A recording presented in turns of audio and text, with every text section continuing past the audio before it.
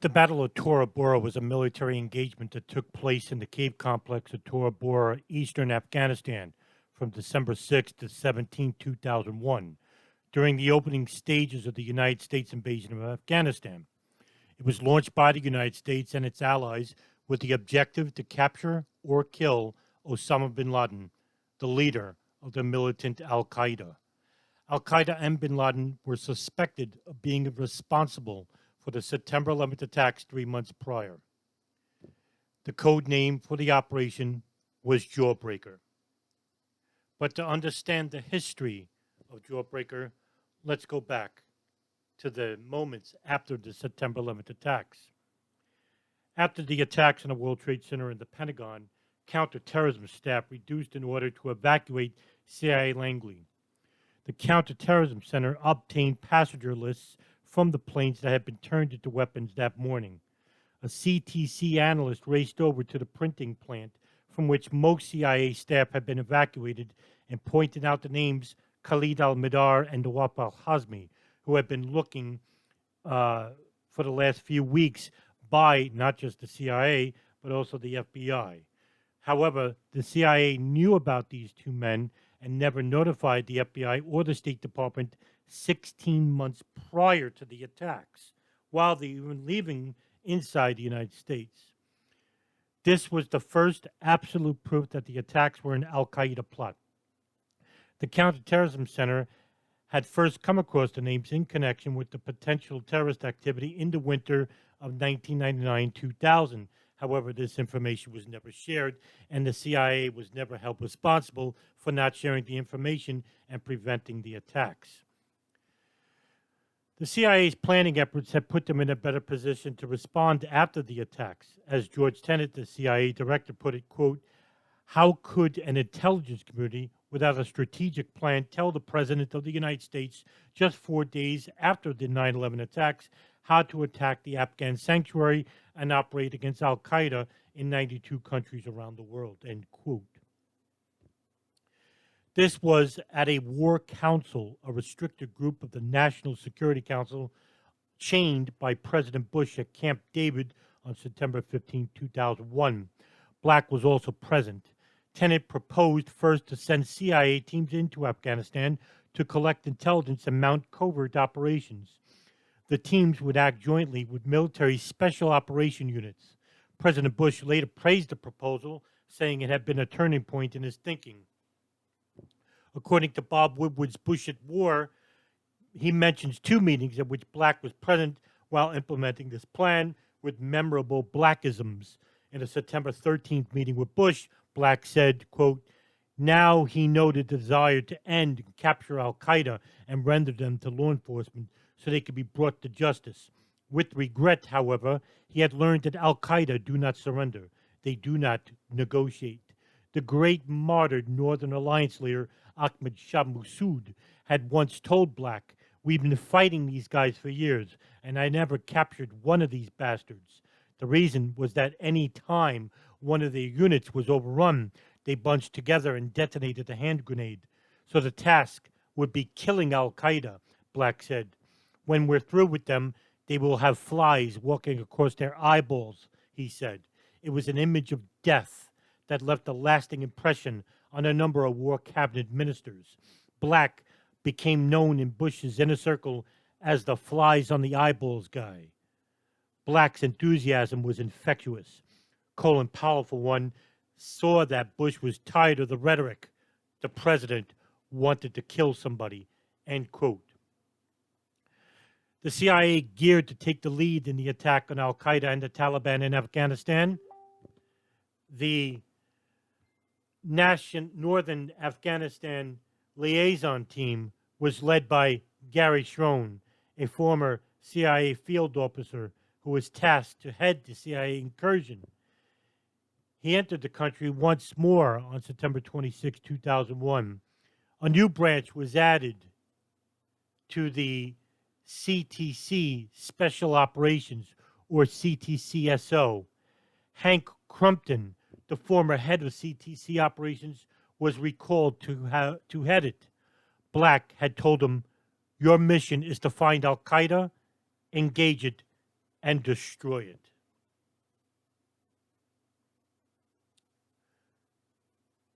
On December 3rd, 2001, a group of 20 U.S. CIA Nationally Clandestine Services, NCSC, Special Activities Division, and 5th Special Forces Group team members, codename Jawbreaker, were inserted by helicopter in Jalalabad, Afghanistan, to begin an operation against them.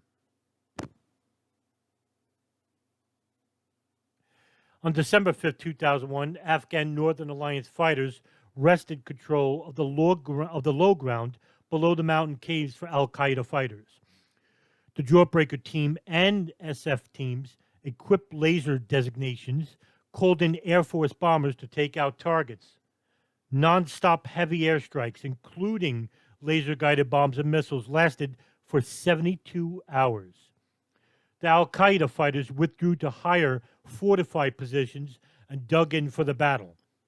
Approximately a week later, 70 Special Forces operators from the Army Delta Forces A Squadron and Air Force STS, or the Special Tactics Squadron, arrived overland by vehicle to support the bombing campaign with ground forces.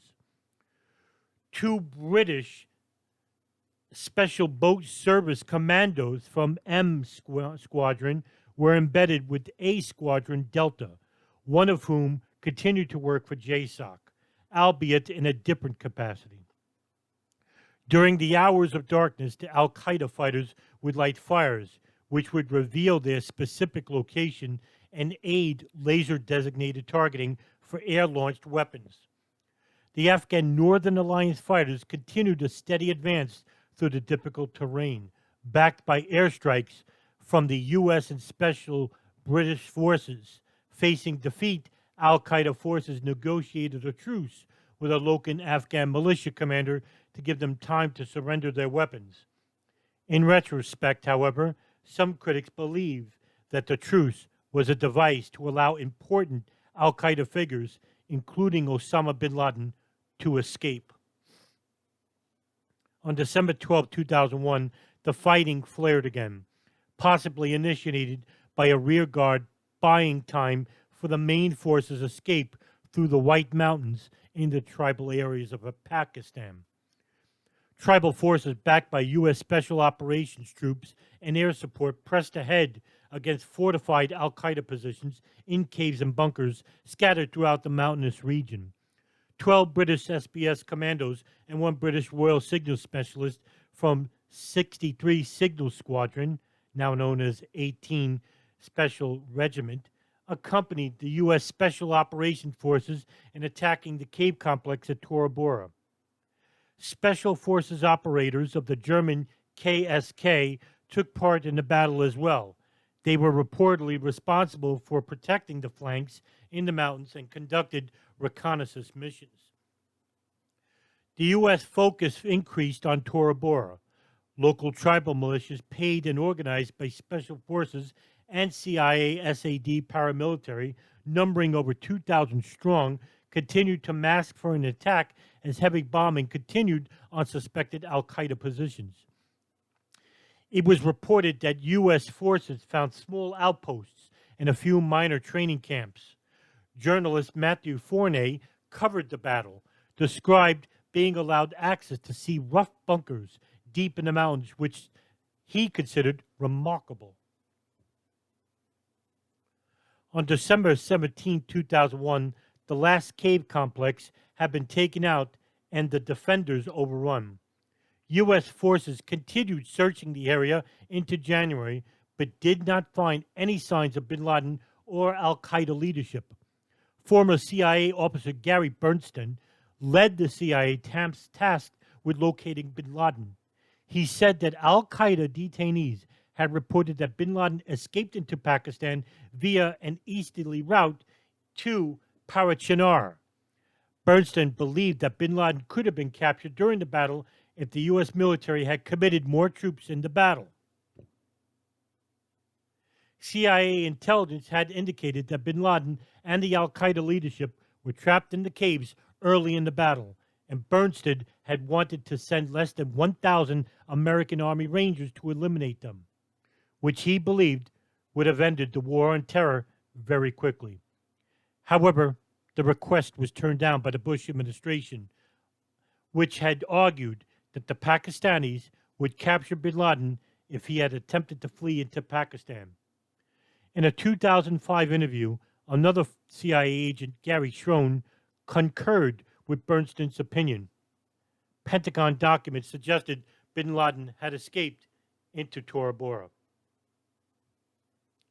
In an October 2004 opinion article in the New York Times, General Tommy Franks, who was the general commander of U.S. forces in Afghanistan at the time, wrote, quote, "We don't know to this day whether Mr. bin Laden was at Tora Bora in December of 2001.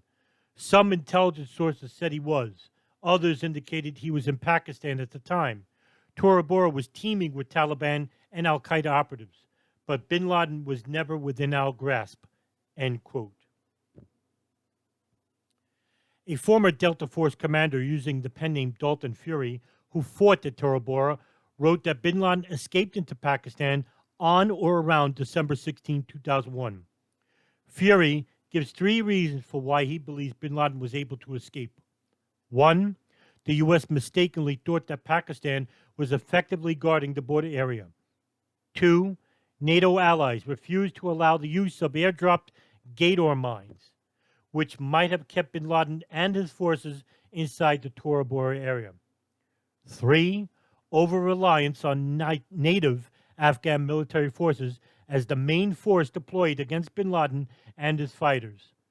Fury theorized that because the battle took place over the holy religious month of Ramadan, the Afghan forces would leave the battlefield in the evenings to break fast, giving al-Qaeda a chance to regroup, reposition, or escape. In an October 2008 interview on 60 Minutes, Fury said that his Delta Force team and CIA paramilitary officers traveled to Tora Bora and the CIA had identified bin Laden's location. Fury's team proposed an operation to attack bin Laden's suspected position from the rear over the 14,000 foot high mountains separating Tora Bora from Pakistan. He said unidentified officials at higher headquarters rejected his proposal. Fury suggested dropping Gator mines in the passes leading the way from Tora Bora, but this was also denied. Fury and his team approached the suspected position from the front and were within 2,000 meters, but withdrew because of uncertainty over the number of al-Qaeda fighters and a lack of support from allied Afghan troops.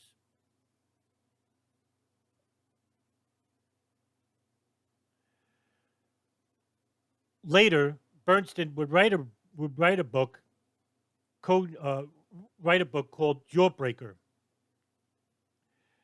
This would lead him to believe that the capture of bin Laden was possible, but was made impossible with no help coming from either General Tommy Franks or the State Department at its highest levels. The book, Jawbreaker, The Attack on bin Laden and al-Qaeda, had acknowledged that the original manuscript, which was reviewed by the CIA, that stipulates all published works detailing an agent's career must be reviewed by the CIA's Publications Review Board. The text of the book contained redactions to indicate where material has been censored to protect information and context the CIA deemed classified.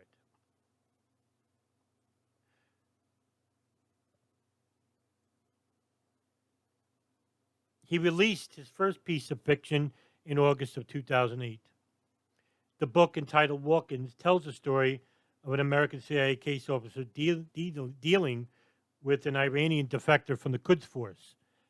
However, his best book, Jawbreaker, would show that the capture of bin Laden was definitely something that should have been considered had he been suspected of being behind the September 11th attacks. In the same way that we had captured Ramzi Youssef in Pakistan for being behind the 1993 World Trade Center bombing.